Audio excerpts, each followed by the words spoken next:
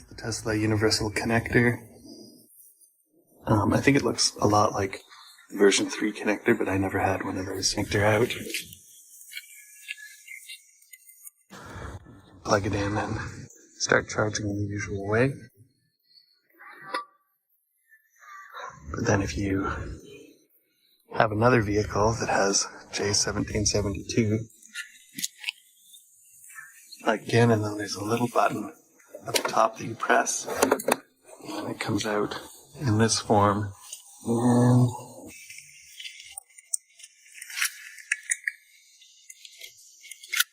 plugs right in.